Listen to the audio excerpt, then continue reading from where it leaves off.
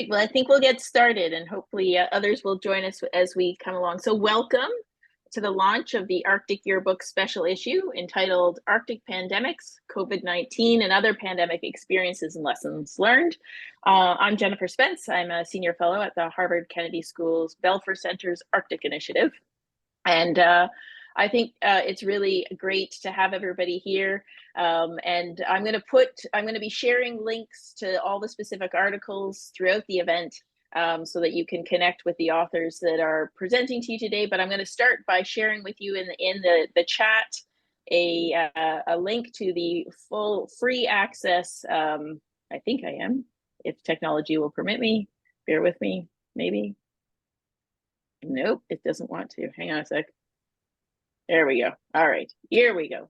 So this is a link to the full version that's downloadable and share. You can share it. You have free access, which is one of the things that I think is so fabulous about the Arctic Yearbook and why it was such an important partner for the work that we're doing. I want to thank the more than 80 authors that contributed to this volume, the editorial board that guided our efforts and provided really important input into how and what we wanted to do with this, and in particular, my co-chairs, Heather Exner-Perot and Andrei Petrov. This really was a team effort, and I think that the product that we have to share with you today is a demonstration of all the hard work that went into this and the importance of the issue. Of course, if you're joining us today, I don't think I need to convince you that Arctic pandemics is an important topic and that COVID-19, we have unique characteristics and conditions in the Arctic that make it important to study. So I won't spend a lot of time, but only to emphasize that now more than ever, as we see another rise in COVID cases around the world, the potential for increased risk of other zoonotic diseases from permafrost thaw, that this is something that we need to continue to pay attention to. We hope that the wealth and diversity of the research and knowledge that is included in this special issue will motivate people to continue to learn from the experiences of Arctic communities and peoples. If there's one thing that really stands out in this, it's the broad range of places and issues that are featured in this volume, and that we didn't want to take a narrow view of analyzing the impacts, but really sort of take a very broad, both health, but social, economic, and cultural impacts as well. So the volume is organized into 3 sections. There's a section on the state of knowledge, another section on Arctic responses from Alaska to Murmansk, and Arctic impacts and innovations. So what we're going to do today is we're going to have these 3 discussion or little panel discussions on each of these 3 topics. We're going to start with Arctic responses and then move on to Arctic impacts and innovations, and then conclude with the state of knowledge, with the idea being that we'd love to hear from all of our researchers and speakers about their thoughts about the state of knowledge and what can happen moving forward. So that's why we're going to finish with that as at the end. We will invite each of our authors to provide a brief overview of their research, and then we're going to open it up to a more dynamic Q&A format. So we invite you to use the Q&A function when and ask questions of our authors around these topics. We also know that there's quite a few other authors that are joining us today and as viewers. So we've made the chat live so that they can include their observations and thoughts and perspectives on the issues that we're discussing as well. So we hope this can be an opportunity for many voices, despite the limitations of the Zoom kind of webinar format. So before we get into the meat of our discussion, I'd like to invite my co-chair for this special issue, Heather Exner-Perot, who's going to tell you a bit about the Arctic Yearbook and its place in this. I just want to thank Heather, Lassie Heinonen, the editor, and Justin Barnes, the other managing editor of the Arctic Yearbook, for making this possible. I really believe that they were a critical partner in this, and I really am thankful to them for taking the time to be part of this. So Heather, over to you. Well, thanks, Jennifer, for the invitation and for the opportunity to speak. And yeah, thanks for acknowledging Lassie, who's the editor of the Arctic Yearbook, who's a participant here. But I just thought I'd give you just a brief history of the Arctic Yearbook and how we came to this collaboration before turning it over to our sessions. So we started in 2012. This is a project of the University Arctic Thematic Network on Geopolitics and Security, and also the Northern Research Forum. And these are, academic communities that Lassie Heinonen had really been leading. But, now it's been 11 years ago. And it's really a labor of love. That's very much a volunteer work. We don't have a budget. We aren't technically affiliated with any institution, although the Arctic Portal and Actuary supports us very much with the web hosting, with some of the design work. So it could have been done without Arctic Portal either. So thanks to them. But we've really relied on the willingness of the Arctic community, which is often so tied to local issues, to political issues, to policy relevant issues, to do the peer review, to contribute the articles, to make this happen every year in an efficient way, and to have this open access. The main thing is that it's open access. And when we started in 2012, there weren't a lot of open access journals. So that was kind of the innovation, and it's taken on legs of its own. So when Jennifer approached us about working with, at the time it was the Sustainable Development Working Group, and this is an interesting background, I think, is we had the COVID crisis, and then we had obviously the geopolitical crisis with the Russian invasion of Ukraine, which obviously affects Arctic academic communities a lot. And so it evolved to just be an Arctic Yearbook special issue, but we were able to be flexible. And there was a determination, I think, from everyone, including, as Jennifer mentioned, our very strong and authoritative editorial board, to make sure that we are able to document the lessons learned from COVID as close to the events as possible to inform future responses to public health emergencies in the Arctic. So again, we put out the call for abstracts, had tremendous response, exceeded our expectations, I think, of different, very interdisciplinary, from public health, from political science, from economics, medical community, nursing community. So that was tremendous to see. And of course, from across the Arctic. So a breadth of contributors from across different regions, across different countries, and different Indigenous nations too. So it was a tremendous project to work on. I think we're all proud to be able to put out this volume that, like we say, shows it really breadth and depth of knowledge on experiences of the pandemic, on responses to the pandemic, on lessons learned to the pandemic, that we're very confident will be able to inform future responses and make a contribution to Arctic public health there. So, we do the Arctic Yearbook every year. We have another contribution, the 2023, out this fall. But just before I pass it back over to Jen, I just wanted to share also, I can't, but if you look at the cover in where Jennifer has put it in the link, I just wanted to acknowledge the cover art was from Yupik artist Amber Webb, and she's from Alaska, and Andre had made that connection. And it's a beautiful piece of artwork, and we were, very proud to be able to portray it. I believe it's from the 1919 Spanish flu and Arctic responses to that. And then just as an anecdote, when we titled it, we didn't call it, it was COVID-19, but it was other pandemics too. So wanting to acknowledge the impact that, previous pandemics had in Arctic communities, incorporate those lessons learned. And this was beautifully done also, symbolically with the artwork. So real acknowledgement of the excellent artistry of Amber Webb, and grateful thanks for her for allowing us to use her work for this volume. So very proud to be part of this. Arctic Yearbook is proud to, be able to be a platform for this important work. And I'll pass it back over to Jennifer.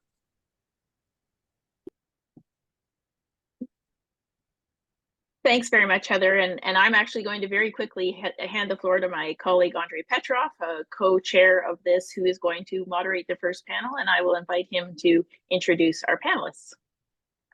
Well, thank you very much. Thank you, Jennifer. Thank you, Heather. First of all, I would just want to express my excitement about this volume. I think it's really an important contribution to understanding the COVID-19 pandemic in the Arctic, but also other pandemics, and not only in the Arctic. I think really the diversity and sort of the depth of contributions, as Heather said, exceeded our expectations. I think really, I was coming back to it, reading it again yesterday, kind of to remind myself it's really a very rich material. So in the first section that we're going to talk about now, we have a number of articles that are devoted to responses and experiences with COVID-19 and other pandemics. So first of all, we hear voices from very different regions, almost all regions across the Arctic, from Alaska to Finland to Norway to Greenland, northern Canada, Sweden, from rural and urban environments, which is very important that those experiences are captured as well. A lot of the pieces also focus on not only experiences, but recommendation policies, sort of what worked, what didn't, what would be the future visioning of how the Arctic regions could approach pandemics that are looming. We know they will be there. It is also, I think, critically important that a few pieces focused on kind of understanding general vulnerabilities, but also resilience of Arctic communities to pandemics and other health crises, and specifically on indigenous responses and indigenous people's ways of coping and fighting this crisis and this pandemic. I think it's really highlighted in some of these articles, and I think it really makes an important contribution that will be heard outside of the Arctic itself, but also within different realms of the Arctic societies. As also was mentioned, there have been a couple of pieces that look at historical context into the the previous pandemics, sort of that reminding us that that was not the one-off event, that will be more, but also that learning from those past events can inform communities on how to respond to the current pandemic. So, of course, a lot of papers highlight challenges that still remain and the ways that it could be tackled in the future. So I think really, again, really rich information, really important contribution. So without further delay, then, I guess I don't want to put words in anybody's mouth, so I'll just let the speakers from this session to speak for themselves on their pieces. And in my list, I have first is Larry Smith and Mark Christopher, right, Jennifer? That's correct. Yes, so please go ahead. And you'll see I've put the link to their session in the chat for everybody as well, or to their article. Great, thank you very much. And thanks very much to the whole Arctic Yearbook team for accepting our article and for allowing us to give you a little bit of an overview of what we learned around the perspectives of Yukon frontline healthcare workers. I myself and Mark come from Whitehorse, Yukon, which is a traditional territory of the Kwanlin-Dun First Nation and Tonquechung Council. And this project was supported through Dr. Michelle Leach, who is a co-author as well. And most importantly, I want to speak to sort of how we came about the work that we did, particularly in respect to the fact that we're connected to a strategy for patient-oriented research units. So we were working intensely in this project with members from the licensed practical nurse, registered nurse, and physician associations, as well as 2 people with lived experience who guided the process and helped us interpret the results. This was a 2-phase project, and our paper really was speaking about phase 1, which was a survey on burnout.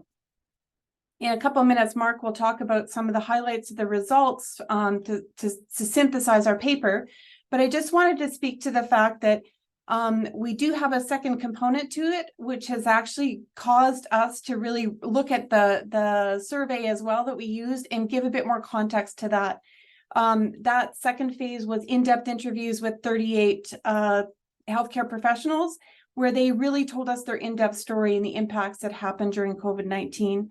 Now, we all know there was huge impacts to everybody, and there was certainly even more challenges around how that affected northern, rural, and remote areas. So we did look at this in the context of the importance of the research for our community, which already is battling health human resource challenges. So our project design was around getting this survey out. It was sort of a point-in-time survey around burnout with nurses and physicians. And we had 141 responses. The majority of those were from our major center, which is Whitehorse. And we had about 21% were from the rural areas. And that's pretty much ties with our demographics in the Yukon as well. So we feel it was fairly representative, but we can't speak to the fact that we really did this on a sampled survey. So so we're really only getting the perspectives of those that chose to participate. We had a majority, again, were female, but what that reflects our workforce as well. And we did some comparative analysis, which Mark will speak to a little bit, around the 3 phases of burnout that we spoke to. So the 3 components within the paper talked about personal burnout, talked about work-related burnout, and also talked about burnout and related to the clients or the patients that people were serving. So I'm going to hand it over to Mark, because we only have a couple of minutes, just to talk a little bit about what were the highlights out of that survey. And I just would invite you to look forward to, we're hoping to publish our 2nd paper at some point in the next few months. And that will be, again, more the stories and the in-depth perceptions of these nurses and physicians in the Yukon. Thank you so much, Lyris. Yeah, so just to cover the highlights of our phase 1 study, we saw high levels of personal and work-related burnout, with lower levels of client-related burnout. When we did our analysis of the results, we looked at the gender differences, professional category, so whether someone was a licensed practical nurse, a registered nurse, a surgeon or specialist, or a physician. And then we also looked at work locations, so whether people were working in Whitehorse or in the surrounding communities. And for client-related burnout, we saw something really interesting where, although overall for the total sample, client-related burnout was comparatively low to the other 2 subscales, we did see slightly higher levels of client-related burnout among community healthcare workers. When we looked at the gender and professional differences, we saw that females and nurses were disproportionately affected, and they reported higher levels of burnout across all 3 subscales, so higher personal work and client-related burnout. Those are kind of the big highlights and findings from phase 1. Just to talk a little bit about phase 2, which Lyris mentioned, was our in-depth interviews. We did 38 in-depth interviews. Here, this part of the project kind of served as a follow-up to the burnout survey. We know that one kind of limitation to the burnout survey is that it gives us a snapshot in time, and it tells us that there are high levels of burnout, but it doesn't really explain why. So a really good opportunity to kind of identify factors contributing to burnout. And what we saw in phase 1 was to do in-depth interviews with people and really hear their stories about what it was like to work during the pandemic. And this also gives us an opportunity to ask healthcare workers and people who are on the front lines directly the supports that they deem necessary to bolster their response to the pandemic and future health emergencies. For phase 2, we had 4 major themes emerge. It was personal effects, work effects, client-related effects, and the territorial response.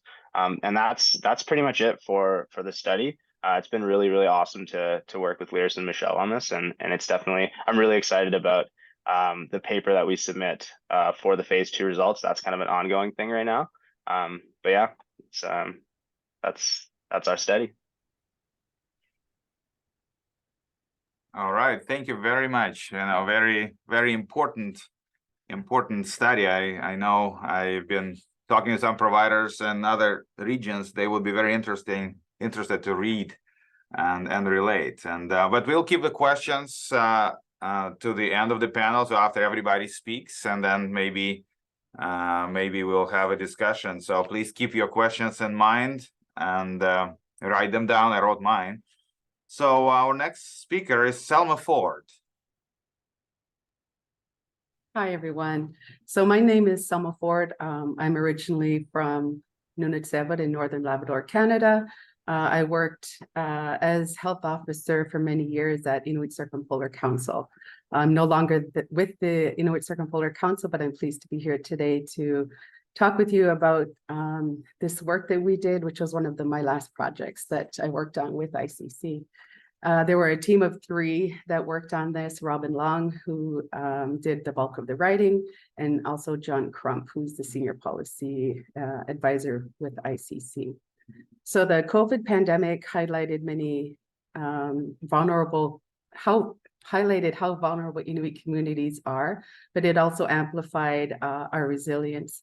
So the paper talked about long-lasting inequities facing communities in Inuit Nunat, which is the Inuit homeland.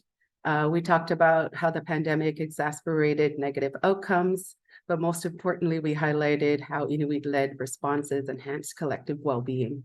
Culturally grounded responses are highlighted from Inuit government agencies and corporations, nonprofit organizations, and we also conducted interviews with community leaders and partners.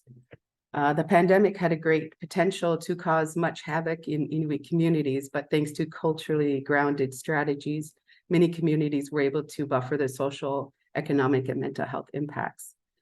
We could not talk about the pandemic without discussing the impact that historical trauma from past pandemics had on people's well-being. For example, the influenza pandemic of 1918, which pretty much wiped out one community in Alaska and another community in Nunavut and had big impacts elsewhere as well.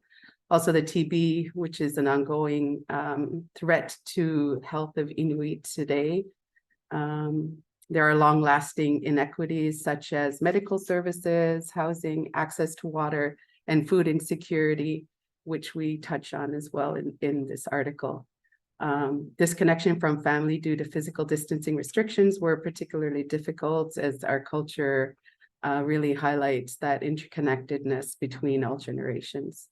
Epidemiological trends showed that particularly at the start of the pandemic, rates were significantly lower in some of our Inuit regions. This was due to communities' isolation, but also local and regional leadership that enacted measures such as vaccinations. Many Inuit Indigenous communities in Canada were one of the priority groups, regardless of where they were or other factors. So that was great. Funding was also another measure that really helped to kind of buffer some of the impacts that could have happened. Community responses, each community really took leadership and worked with their leaders to enact initiatives that were relevant to them. Some of the policy recommendations highlighted in the paper talk about advancing Inuit self-determination and how that's paramount in pandemic responses. There's also the need to address infrastructure needs such as housing, water, internet connection, and to strengthen food sovereignty initiatives. And some of the conclusions were that Inuit were indeed vulnerable, but adapted quickly. There were tangible successes, such as protective measures that limited outbreaks, effective vaccination campaigns, and holistic responses to food insecurity. So these achievements prove that self-determination is the foundation for preparing for the future pandemics, and concrete commitments to supporting Inuit self-determination mean governments must act on longstanding inequities through partnerships guided by Inuit leadership. Thank you. Thank you, Selma. Thank you very much. Really key topics and important conclusions that really, again, I think resonate not only across the Arctic, but also beyond the Arctic and the Indigenous communities in other regions. So our next speaker is Andres Koch. Andres, hello. Hi. Yep. Yes. I hope I can share some slides. Is that okay? Sure. I think so. Thank you so much for the invitation to speak at this session, and congratulations with the volume, the great volume of the Arctic Yearbook. It's been such a pleasure both to participate and also to read the contributions. Can you see my slideshow? Yes. Okay, good. I'll be talking about something completely different than the previous speakers, namely something very practical about pre-travel coronavirus screening of travelers to Greenland 2020 to 2022. See, Greenland is, unlike Northern Canada and Northern Alaska, it's an island. And and that means you have quite different travel conditions to Greenland than to the other Northern American Arctic areas. But like the other areas, it was soon realized that the population of Greenland would be vulnerable, particularly vulnerable to the COVID pandemic. So when COVID was more or less discovered in the early 2020, the Greenlandic authorities quickly started to consider how they could reduce the impact of the possible pandemic that would, when it eventually would reach Greenland, and they did a lot of things, but one of the things that they did was to collaborate with Denmark, with the Danish health system, and with the national travel airline company Air Greenland in the country. My name is Anders Koch. I'm an infectious disease physician. I'm a medical epidemiologist also. I work both in Greenland as a TB responsible consultant, but I also work in Denmark. At the University Hospital in Copenhagen. And what we did at the time at the Rigshospitalet, the University Hospital, when we were approached by the Greenlandic authorities, was that we quickly set up a testing unit for SARS coronavirus at the hospital, and that was at a time when it was not widely available to the public in Denmark to have SARS-CoV test performed. And so we set up in collaboration a system where every traveler to Greenland should be screened before going to Greenland within the at least 5 days or at maximum 5 days before travel, so that you would try to ensure that no one with the COVID would reach Greenland, since air travel is the main and almost exclusively main transportation route to Denmark. No, to Greenland. I'm sorry about it. It wasn't, of course, the only restriction that was made. A lot of domestic restrictions, also social distancing and other restrictions were made. But one of the cornerstones of the strategy in Greenland was to test travelers. Did that have an effect? Well, it definitely did have an effect on the number of travelers.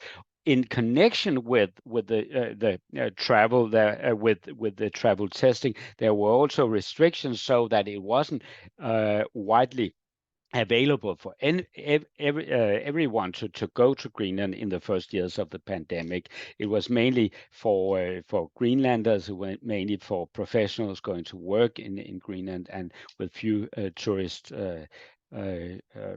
travelers. But what it did, it's hard to say whether it was pre-travel screening alone or what the contribution of other efforts were, but in total the result was that Greenland was largely spared for the impact of the epidemic. This figure shows the number of confirmed cases from the beginning of the epidemic throughout most of or half of 2022, and you see there are very, very few cases, at least in the first almost 1.5 years of the epidemic. And if you look at the yellow line or the orange line, which shows the number of persons or death responsible or attributed to COVID-19, you see that the numbers are very, very small. In fact, there were about 19 cases all together that who died in Greenland from the epidemic. And if you compare with figures from Denmark, you see, well, what happened in late 21? Well, it was the same thing in both countries and in many other countries, of course, with the advent of the Omicron variant. That hit Greenland, it hit Denmark, it hit many other places. But what you see from the curve from Denmark on top compared to Greenland is that in prior to that, you had the Delta variant, you had other variants in Denmark, but you did not have any in Greenland. So what we believe is that all of the efforts, and mainly the travel screening that prohibited people from going there if they were infected, that lasted, delayed the epidemic so long time that the main part of the population was vaccinated before the epidemic really hit Greenland. And fortunately, of course, it was also with a milder variant, the Omicron variant.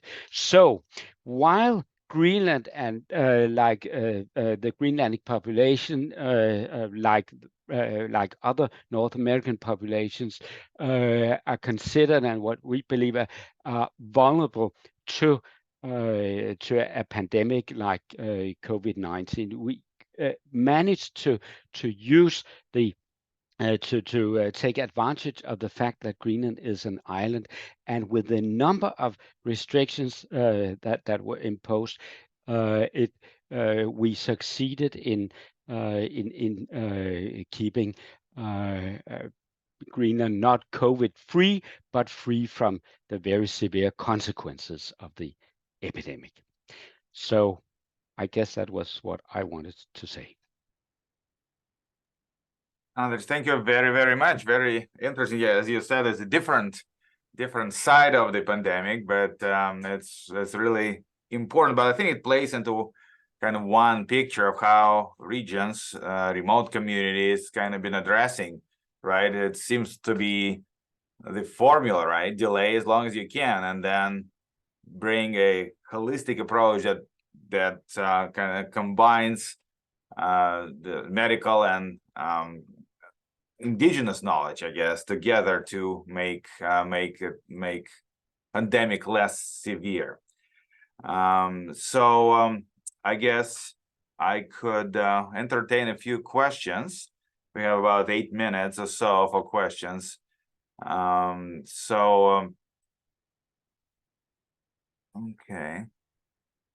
So I have a comment, I think, right?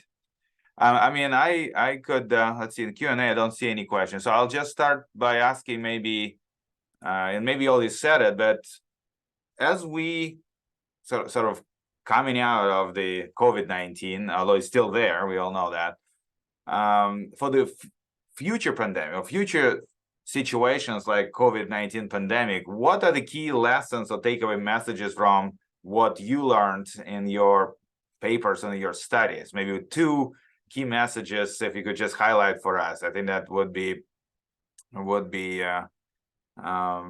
interesting, and then we'll go to the audience. Just what are the key things that you feel that we should be doing the same or not doing the same, I guess. Anders, maybe since you're on the screen. I think we should do the same. And in fact, I think in our paper, we wrote that this could be a model for future pandemics of other natures, not only the COVID. I think it worked really well and strong. It shows the advantage of northern of conditions found in northern regions. There are possibilities that you don't find elsewhere. Okay. I mean, on my screen next is Liris and Mark. Thanks. I guess I'm thinking of, we're working on other projects that are related to the pandemic right now that aren't part of this publication, but I guess I was struck by the similarity of some of the things that Selma and Anders both said in the geographical challenges, and particularly we're doing a project up in Old Crow which is a fly-in community, which has the idea of being sort of isolated and having a entry point that's controlled. The Yukon Territory itself saw themselves a little bit like that. The fact that they were, there's a lot of very restrictive measures around people coming and going. So stories that we've heard from both our nurses and physicians, as well as citizens and other projects, is that many felt that that was one of the things that spared us because of our very limited resources around ventilators and ICU beds and that kind of thing. So certainly we heard a lot of people saying that was the right response, but we are also heard from others that there was an excessive amount of restrictions and control, which, you know, and we're kind of interested as well in that around a sort of a generational analysis, because we were hearing things from a younger generation around freedoms and supports than we were from some of the older generation, particularly the Indigenous population. And another project that we're doing, really saying that they trusted they trust the vaccines, they trusted the approach to restricting, and it actually tied very closely to historical responses in the North to pandemics before there was Western medicine. The fact that isolation was something and support and restrictions were something that was practiced. So anyway, that's not specific about our project, but just reflections around research that we're doing sort of globally here that I think are really a lot of similarities I'm hearing in other jurisdictions.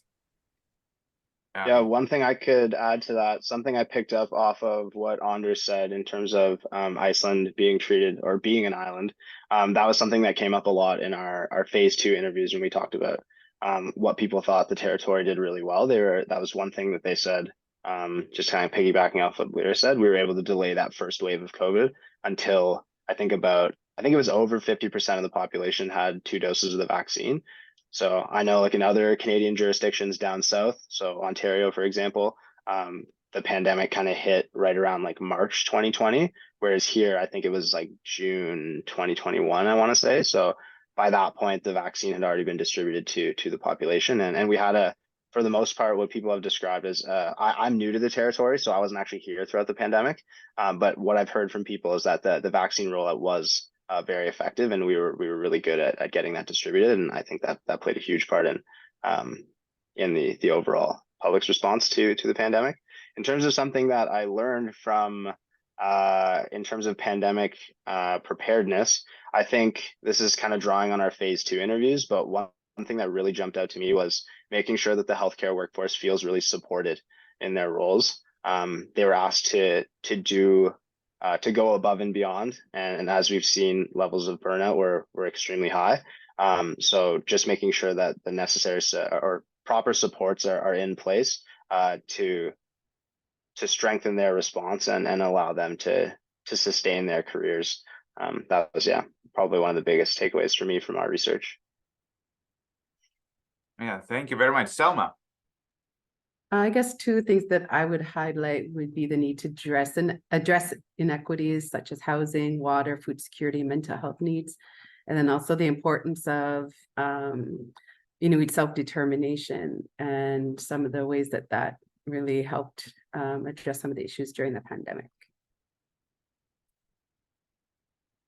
Yes, thank you. Yeah, it's always, you know, the decision maker and who makes decisions, right, and how they made it. And that's really a key, because in all of the cases, decisions were made, right, and they will be made again. And when next pandemic comes, so it's really important that we keep in mind the lessons that came from this pandemic. So I guess there's no open questions. I don't think we have time for opening the floor for comments, but everyone is welcome to submit their comments in the chat. As I mentioned a little bit earlier, there was a comment in the chat where the speaker saw it that sort of echoed some of the sentiment that we expressed, and kind of pointed out that periphery, sometimes we look at it as vulnerable and problematic, but really they demonstrated things that other regions fail to demonstrate in the more urbanized and centralized context. Okay, and then Jeffrey Lee also has a comment from US Northcom. At Stevens Center, they're looking at a variety of things that there's no question there though, right? Experiencing weather conditions during extreme February. Okay.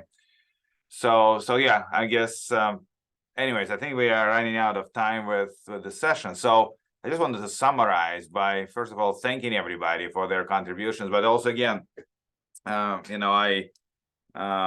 been writing and reading a lot on general COVID literature that looks at pandemic around the world. I think what we made here and with this yearbook is really important. And again, it speaks to different audiences and speaks to different places and different communities. And it really highlights the role of resilience, the role of decision-making that is equitable, and the role of self-determination and the communities that could actually make their own choices about their healthcare options. So I think that's really what we take as key things, key lessons from the responses to the COVID-19 pandemic in the Arctic. And with this, I guess I return the floor to Jennifer. Thanks very much, Andre. Really, really fabulous. And you get a sense of both the commonalities and the differences, which I think is important to keep in mind. So now we'll move on to a discussion about the impacts of the pandemic and also the innovations. Somewhat to Selma's point, what was really interesting to see was how communities responded in a way that was made sense to their needs. So we have a collection of articles, case studies, and commentaries that examine the unique impacts of COVID-19. We have from health impacts among Sami in Sweden, economic impacts in Finland, Norway, and Sweden, the impact on fishing industry in Bristol Bay, Alaska, and research in Nunavut. These articles provide us with insights on the unique Arctic experiences with COVID-19 and the health measures put in place to respond to the pandemic. In these articles and others, authors also focused on innovations or the potential for innovations resulting from the shock of the pandemic. We have an article that introduces a model for online teaching, an analysis of how COVID has a potential to stimulate measures that could encourage nature-based economies, how a One Health approach could protect Arctic peoples from climate-sensitive zoonotic diseases, and a framework for analyzing the gender impacts and policy responses of COVID-19. This is an incredibly rich and inspiring collection that provides us with a sense of the unique challenges in the Arctic, but also the resilience and strength that communities have demonstrated. So with this, I would like to start with an introduction to the gender work.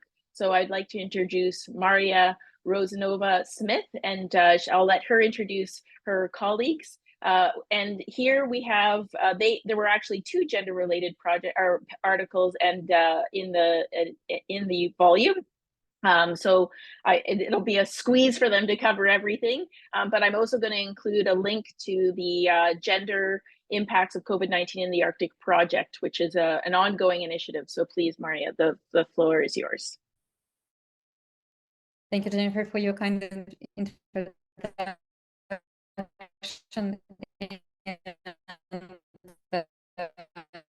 First of all,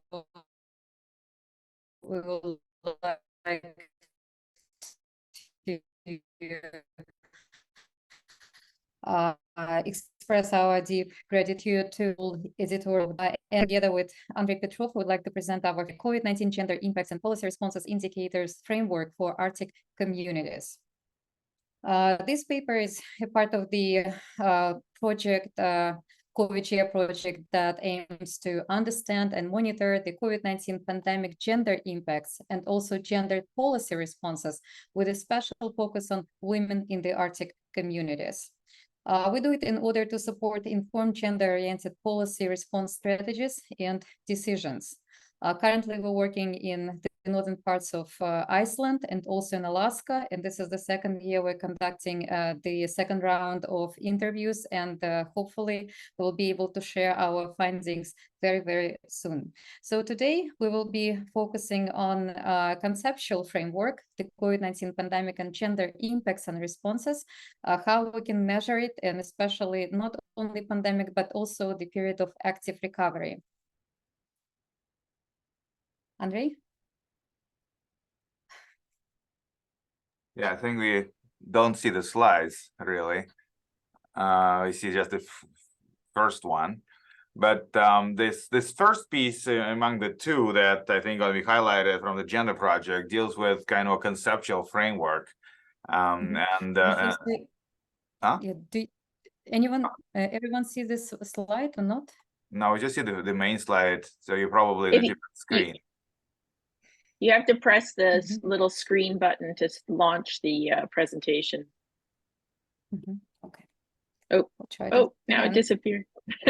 Yeah, so again, the first piece was kind of describe the framework that we developed for conducting the project that Mari just outlined for us. Now, of course, it's already been in the progress, and many interviews have been collected in Alaska and Iceland. But the idea was, how do we look at the impacts of and responses to pandemics, and what domains or what part of life we should be looking at? So what we looked at this combined scheme is both the COVID-related policies, whether just general policies that impact all society, and then specific gender responsive policies that address particular aspects that are important for different genders. In the project, we focus on women, so this is specifically targeting, but it could be applied to other genders as well. And what we look at are different domains of life and policy making, such as political, social, economic, personal, and civic.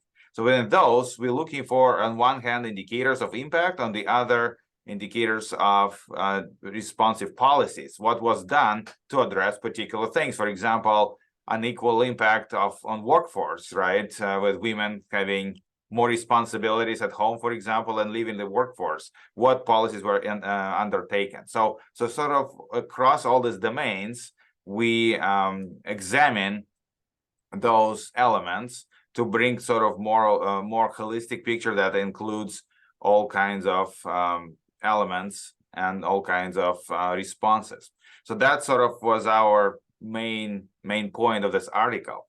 Now, again, now it's being implemented, and so if you follow the project that Jennifer shared link of, you will see more results for that. Maria? And yes, thank you, Andrei. And now I would like to give a floor to our young generation of Arctic gender experts, Laura Goldfield and Anissa Osbeck, our research assistants on COVID project and the students at the George Washington University. Laura and Anissa will present their paper on understanding the COVID-19 pandemic gender policy responses in Alaska through the prism of a holistic wellness concept. So the floor is yours. Thank you very much to our fellow members of the COGIA team, Drs. Petrov and Rosanna Smith. Hello, everyone. My name is Anissa Osbeck, and today my co-author, Laura Goodfield, and I will speak a bit about our paper, which presents our preliminary research on Alaska's gendered response to the COVID-19 pandemic. This centers around our evaluation of this response according to an amalgamation of two frameworks, the UNDP UN Women Framework and the Substance Abuse and Mental Health Services Administration, or SAMHSA Wellness Wheel, which you see here. Our focus on women in Alaska for this study stems from scholarly literature's discussion of their heightened vulnerability in a variety of spheres during COVID-19, this including greater occupational exposure to COVID-19 infection, economic vulnerability, and disproportionate victimization in domestic violence as compared to their male counterparts. And this brings us to one of our research questions. Did Alaska's gendered COVID-19 policy response address all dimensions of health as outlined by SAMHSA? We utilized the UNDP UN Women framework to analyze which of Alaska's state and local COVID-19 policies were considered gendered. Then we classified these gendered COVID-19 policies according to the SAMHSA Wellness Wheel to identify which dimensions of health these gendered COVID-19 policies addressed. The SAMHSA 8 Dimensions of Wellness seek to promote a more holistic approach to health, where physical health is not the priority, but rather one part of the whole picture. And this holistic approach to wellness has some similarities with Indigenous models of wellness. Both Alaska's state and municipal gendered COVID-19 response focused on physical, occupational, and financial health most heavily.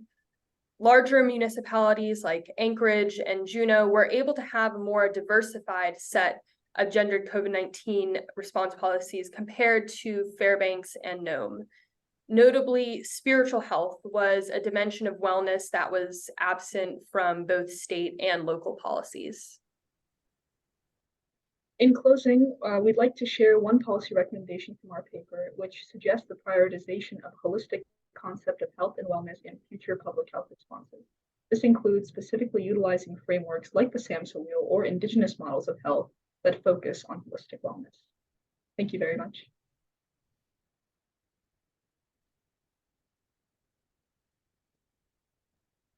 Fabulous. Thanks so much, everybody. I think this is a great demonstration of teamwork, and I really appreciate you taking the time to share both your findings in the journal, but also to make people aware of the larger project. I think it's incredibly important. So thank you very much.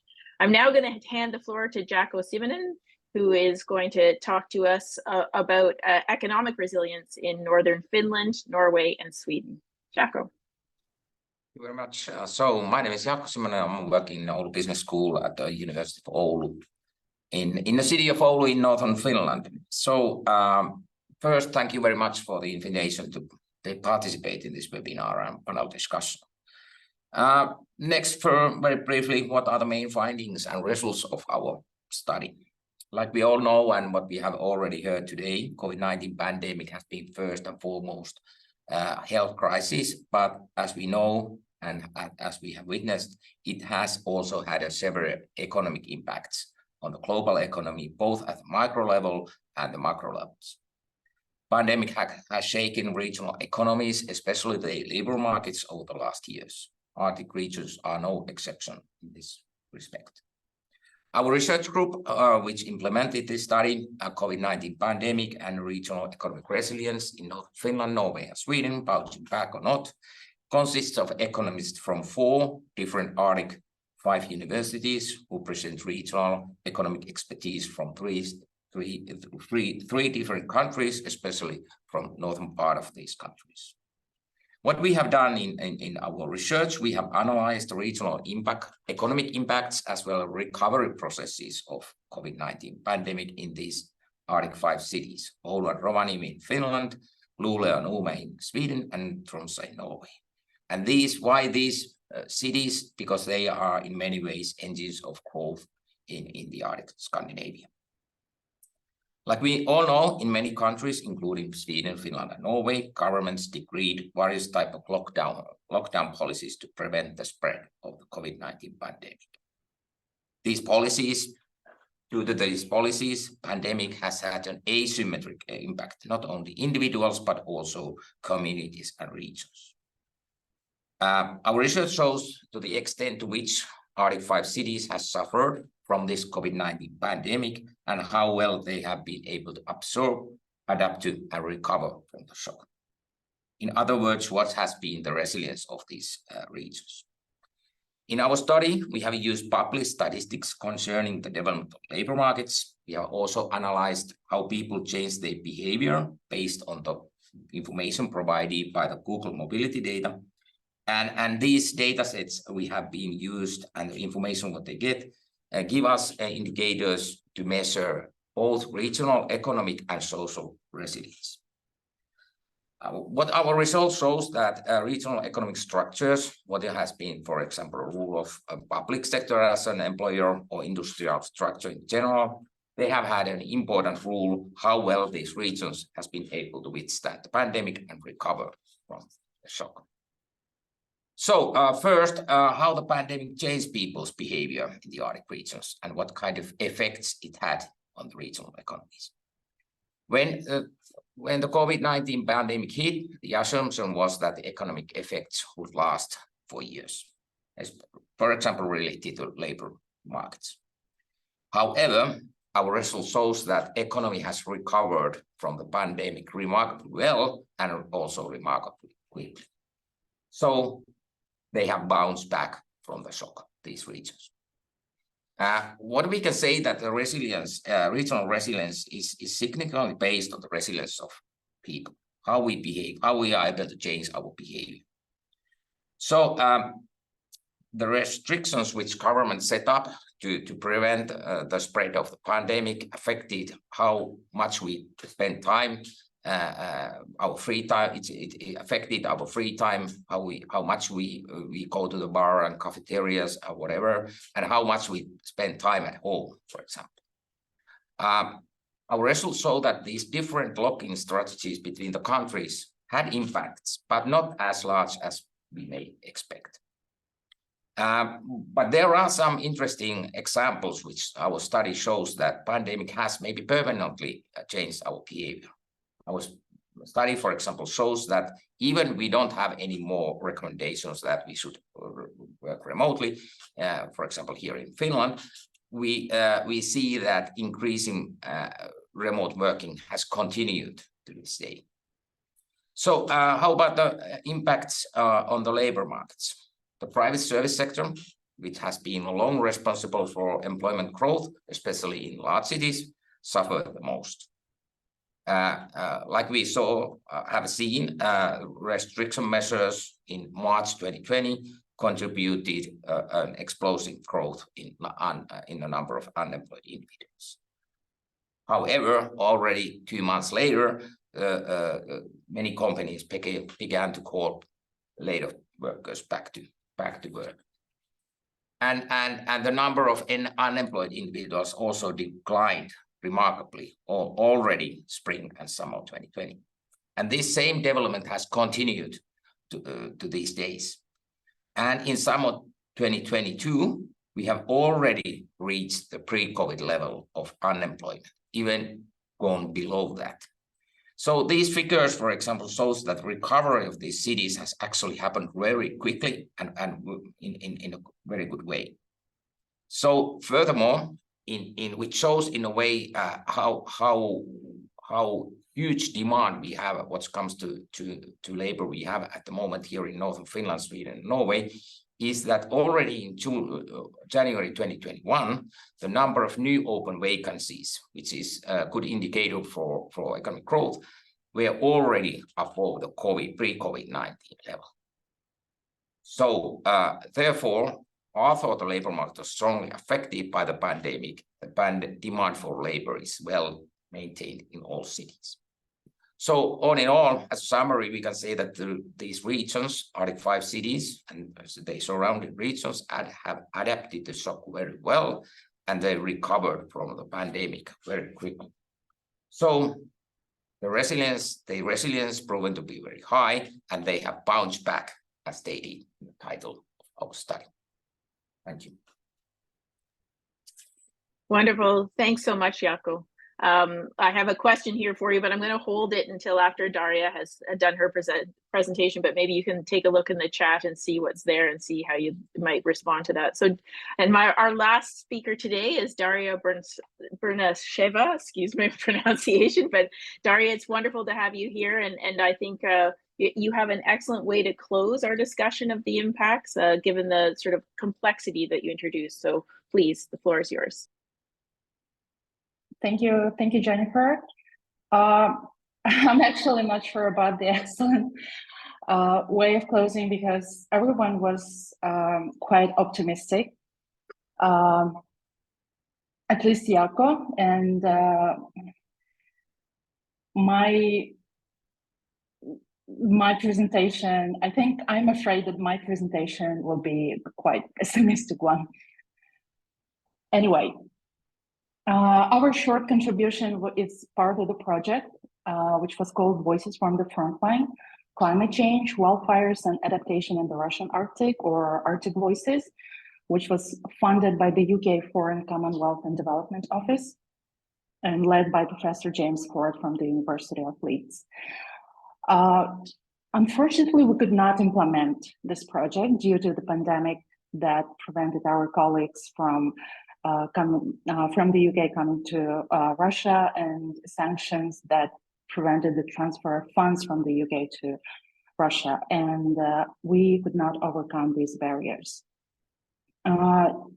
Me and my co-author, Maria Osipova, chose this particular case to focus on the challenges faced by indigenous communities in Russia, in our home region, where I am located now, and also to kind of normalize problems and failures caused by factors beyond our control, such as the pandemic. And furthermore, in addition to pandemic, in 2022, we were hit by events that left us feeling powerless and helpless as never before. Our Arctic Voices project, which we started so enthusiastically in 2020, ended up being voiceless in the Arctic in 2023. Nevertheless, our goal in this small contribution was to show that the pandemic put even greater pressure on the community, infrastructure, and the natural environment. In our particular case, it hit the community that was already economically very insecure. This community already felt a lack of fulfillment of basic needs, and it already faced such disasters as floods and wildfires, and also the pressure of the mining industry long before the pandemic hit. Human and other than human communities in our study area had to deal with and adapt to the combined effects of the pandemic, climate change, and extractive industries. And therefore, it is important to recognize that adaptation is not always a matter of choice. I would say rather that in many social and cultural contexts worldwide, not exclusively in ours, the adaptation is forced and inevitable. We believe that there is no choice whether to adapt or not to adapt. We think that one has to adapt in order to survive. We also claim that each newly emerging challenge depletes already limited resources, and each newly emerging crisis exhausts the adaptive capacities. And our level of resilience will most likely be worse than it was before the pandemic. This is what differs our part of the world from the Arctic 5 cities that Jaakko told about. So it's going to be worse than it was before the pandemic, that's for sure.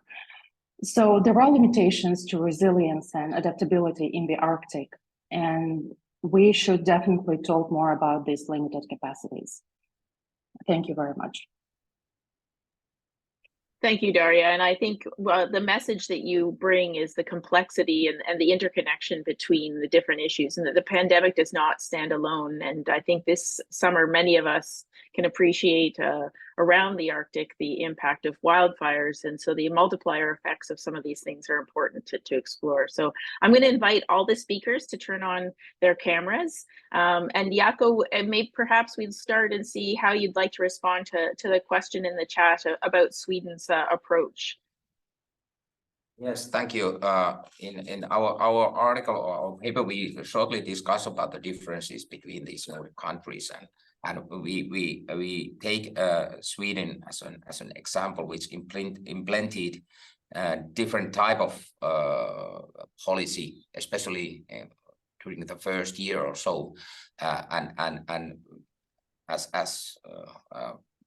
as you may remember, Sweden was kept its society relatively open, and people were more or less traveling to Sweden to live a normal life. So, but our analysis shows that in 2021, many Sweden applied even stricter regulations what comes to mobility of people and visits and so on, schools, how they were kept open. So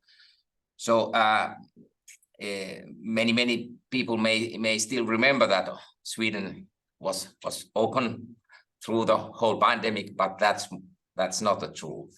So but even if in our paper, even if we see these kind of differences, what comes to these restrictions concerning mobility, the cases, number of cases, COVID-19 cases, and especially what comes to how people behave, they do not differ that much.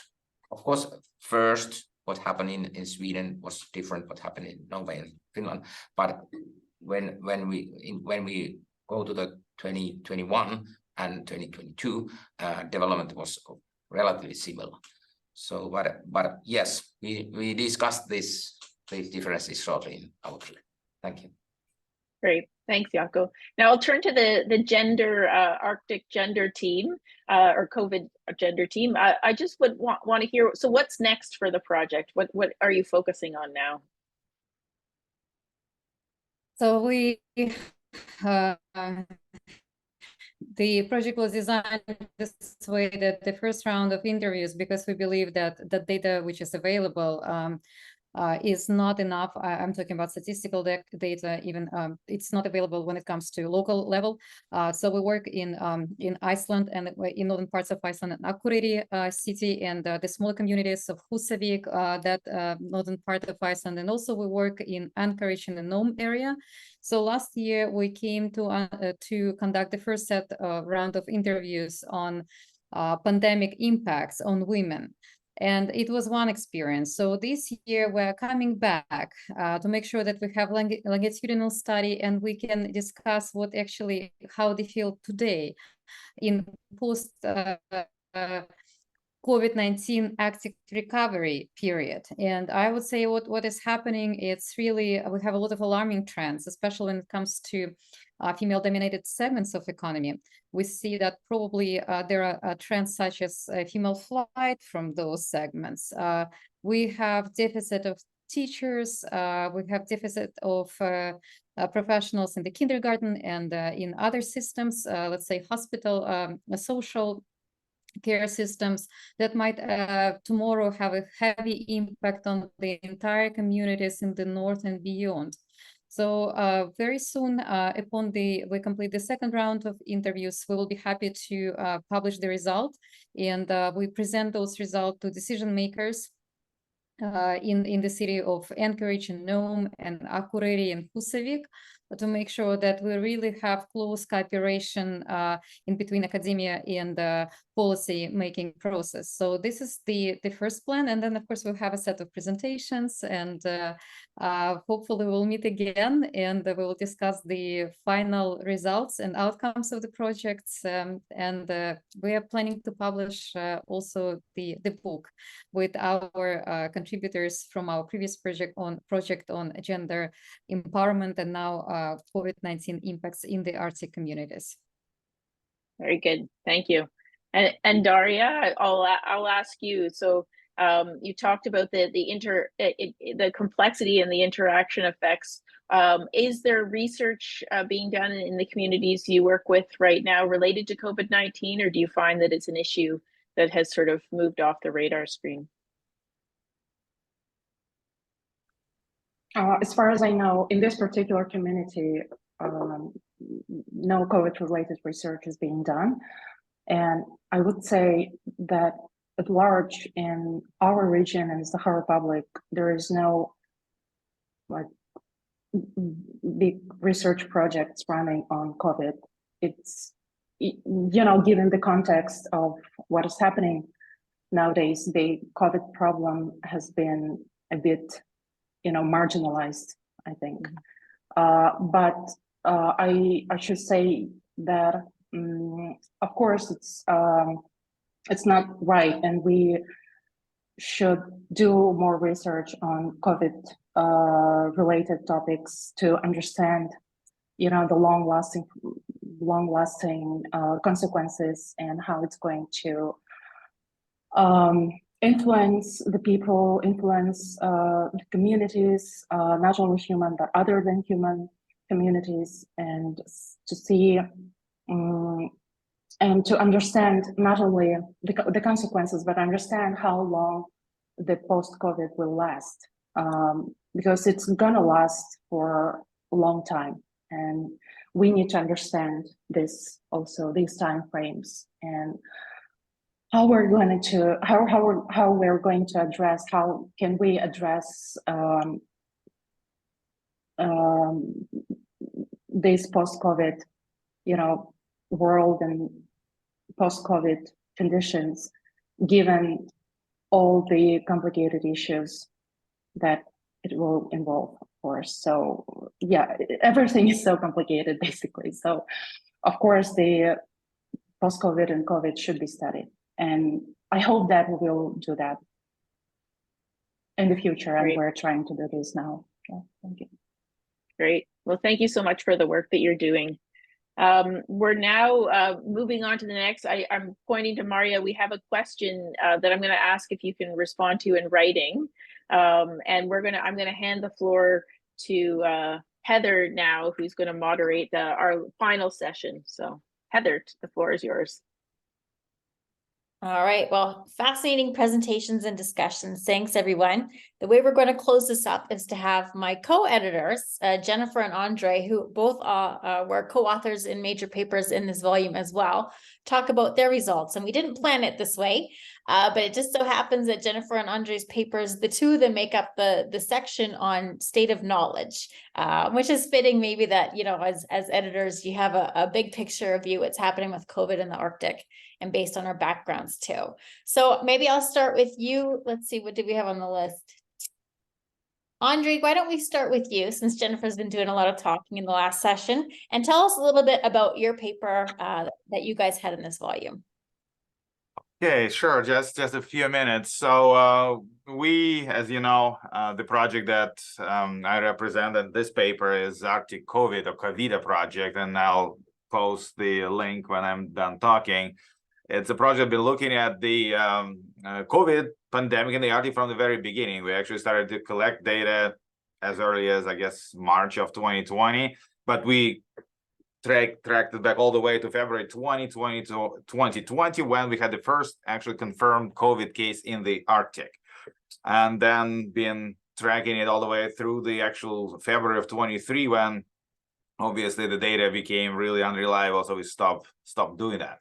So our work has been to look at overall 52 regions of the Arctic, how the pandemic was going on, what were the in terms of cases, in terms of mortality, in terms of case fatality ratios, and all this basic epidemiological indicators.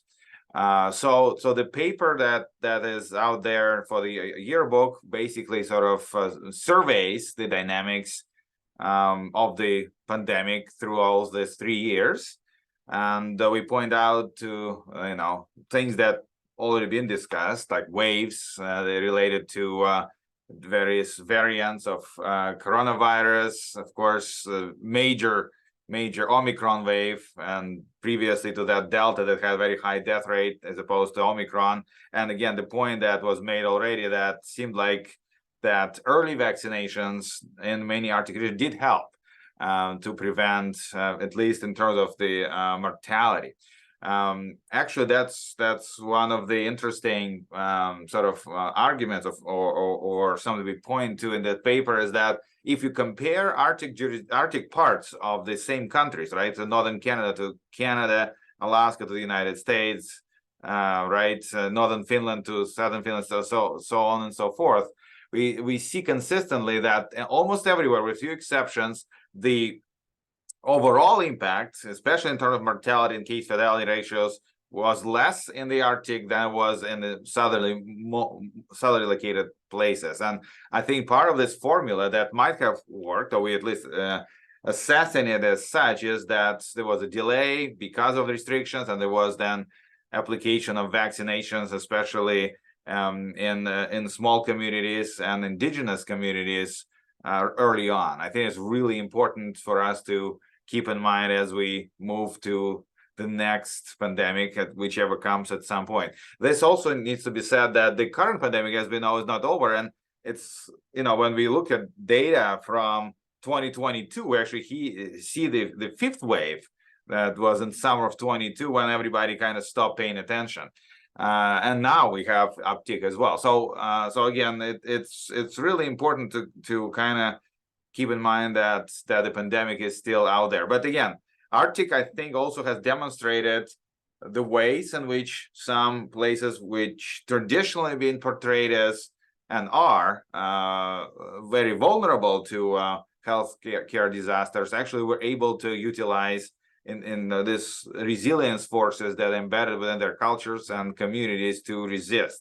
Now, we also have to recognize that not everywhere works, and it didn't work everywhere the same way. And a lot of communities did have impacts that lessen their resilience and really have to deal with that in the future. So, but really, I think it's something to contribute again to overall a global discussion on the COVID-19 pandemic, is how the Arctic was able to hold off and in some ways overcome it in ways that were not attainable or attained in other regions. So that's sort of our key points, I think. The new Arctic exceptionalism. Well, you maybe so. Thanks so much. I have so many questions for both of you, but I'll turn it over to Jennifer now so you can both answer them. So Jennifer, you can start with your paper, please. Absolutely. I'm going to make it very short. What I wanted to do was sort of deliver sort of four key messages from the paper. What we did was a meta-analysis of all of the research being done on COVID-19 in the Arctic or related to the Arctic, and with my research assistant, who was critical to this. She did a lot of the analysis. So I want to do a shout out to Sneha, who was an excellent collaborator on this. So one of the things I would sort of point out is the quick amnesia that happens. So we expect the public to want to move on, but what we found in the data is that there was a peak of research published anyway. And my hope is by bringing this community together that we can keep these conversations going. But there was a peak in 2021, and already by 2022, we started to see a decline in the number of publications. So again, part of this is a call to action for those who recognize the importance of this to continue to have to continue your research. The sort of three things that jumped out from the research were sort of the importance of community and culturally grounded responses, and we heard that here today as well from our authors. This was a very critical piece of a lot of Arctic community responses in terms of the resilience and success of these. And so I think that that's a really key theme that we need to explore further. And there's a lot of rich material that we could draw from that. Then we, in terms of looking at and recognizing the Arctic specific risks. And here I touch on two things in particular I would highlight, and that is infrastructure, both physical infrastructure, but health infrastructure, social infrastructure. It's those types of deficits that where we see when there's a pressure on the system like there was, that you see some of the really unique situations. And the second one, which Andre, I think, touched on and experienced with his project, is data. The Arctic tends to be a very data porous area, and we really saw that in the COVID pandemic, that we didn't necessarily have the information we need, and this again demonstrates the importance of quality data. And then the last thing I would say is that the theme, there were a lot of lessons learned for the future. We have a lot to share from communities' innovations and a lot of policy advice coming out of this that could inform other things. So whether it be another pandemic or other sort of shock. So, Daria talked about wildfires. We have other climate change related challenges. And I would say that we have a lot still to learn and share. The lessons learned from this are not time specific, and we should be taking the time to explore those and really to find the mechanisms to share them across the Arctic. So I'm going to stop there. Thanks, Heather. Great. So the first question for you guys is a bit of a rogue question, but How did the three of us come to edit a volume on COVID, I guess, is the question. So, I'm a political scientist. Jennifer has her PhD in public policy and admin, and Andre's a social geographer. But we have all, and I did, not in this volume, but before, done a lot on northern nursing, remote public health.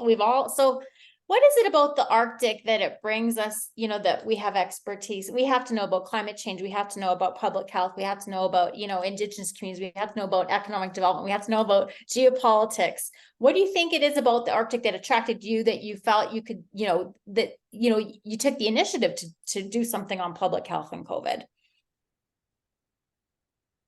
Hey, Andre, you go first. I go first. Yeah, I think that's right, and it's not just us. I mean, if you look at across the authorship, I mean, it's such a diversity of expertise and ways of knowing and communities and regions. So really, it is a sort of this holistic experience. And I think, well, for me, I mean, as a geographer, we are sort of have our hands in various things, and epidemiology actually part of spatial analysis. So it was really a natural component, but at the same time, really, what's important, I think, is to not just focus on health narrowly defined. I think right, COVID has impacted so many parts of lives in social, economic, you name it, and that was really important. So, for example, our project, we also did community testimonies to not only just to analyze, but enshrine those experiences, so that the amnesia that is happening right now would be countered by those testimonies that people actually made during the pandemic. So we always could go back to them and say, look, I mean, it was really important for us. Why do we actually stop paying attention when we still should be? So I think it's really a topic that kind of brought us together because of how important it is for communities that we work with, but also that it's really, I feel that Arctic has, as I said, lessons that the rest of the world should be learning. We talk about Arctic exceptionalism, but sometimes we don't bring that to the other side, saying, well, yes, but you actually can learn from the Arctic. And in terms of COVID-19, I think we do have such lessons that other communities, other parts of the world, be it South America, Asia, Africa, could actually look into, and how to find ways of being resilient while everything is so difficult. Great. Jennifer? Yeah, I think for me, somewhat building on what Andre said, the reality is that when COVID hit, you knew that the Arctic, there were things we knew. There were deficits that we knew existed that we could expect would have implications, but we also knew that there were strengths within communities and resilience within communities where could really see some really interesting opportunities for communities to demonstrate to the world, to others, but also to the world, what it means to respond. Because frankly, as a front line of a lot of change, because of climate change, for example, these are communities that are constantly needing to adapt. So what would they do in this situation? And so in some ways, not to put too Pollyanna optimistic a picture on this, as soon as the pandemic started, for me, it was very much an opportunity to reflect back and to learn from a lot of things we already knew. And I think that this shows it in spades, both the strengths and the vulnerabilities. And then it puts it in a concrete way that people outside the Arctic who couldn't necessarily understand some of these issues. It put them in a context that's something they were experiencing, so that perhaps policymakers, who I am biased to try and get their attention, might better understand the significance of them. So to me, continuing to link these issues back to an experience like COVID will potentially have a strength when trying to convince policymakers that certain actions are necessary.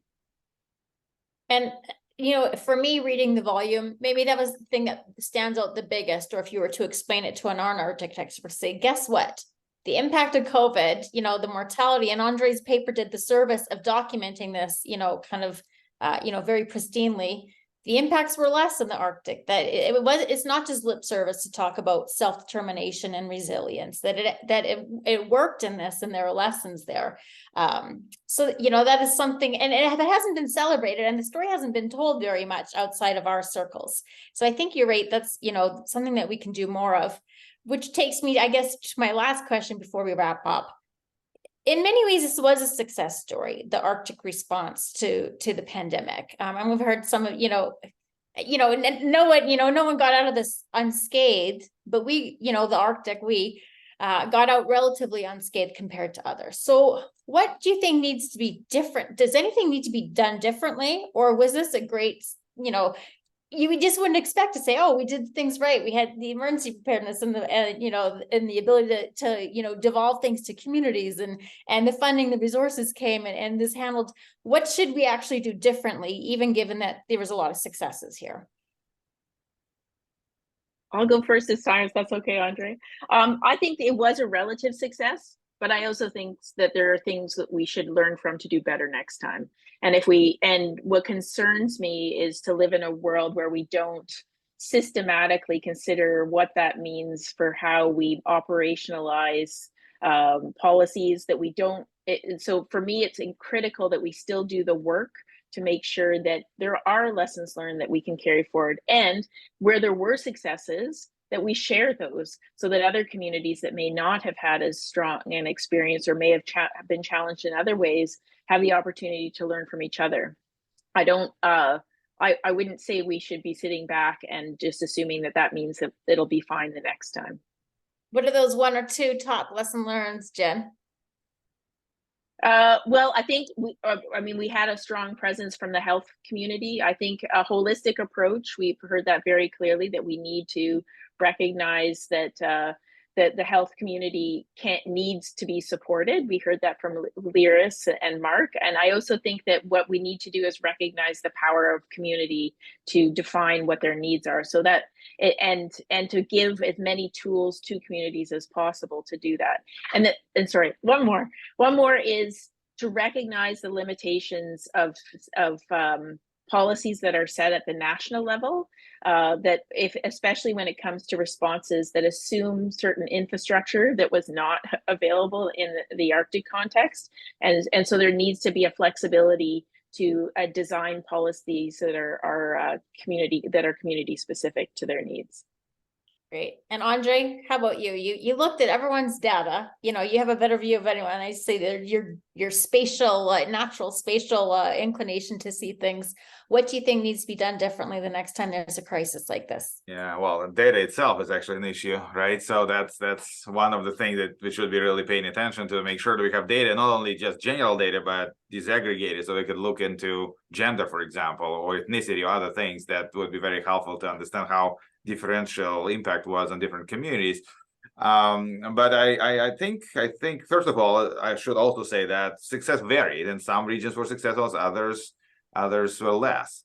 But I think what we really need to keep in mind, if though we may evaluate the overall experience as relative success, it doesn't devalue on any ways it shouldn't undermine any efforts to address those structural inequities and inequality that actually do exist and have been exacerbated by COVID as well, right? I mean, we really need to keep in mind that the overall response to pandemic or the future pandemic would be much better, even better than it was if those issues had been addressed. So really addressing those things is really most important thing, even though we now know that other things work.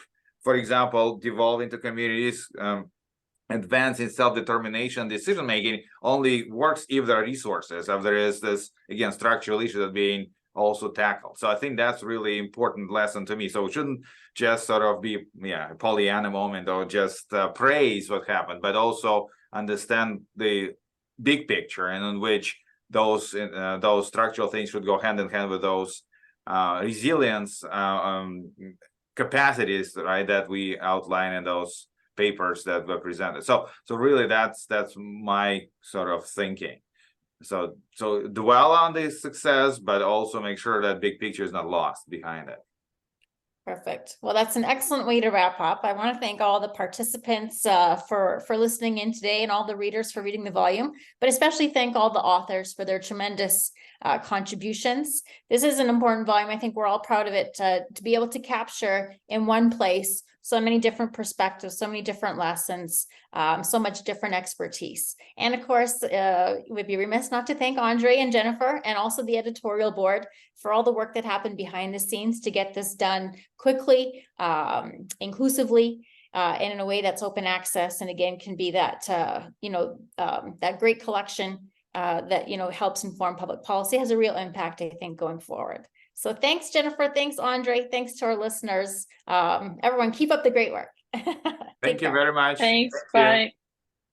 Thank you.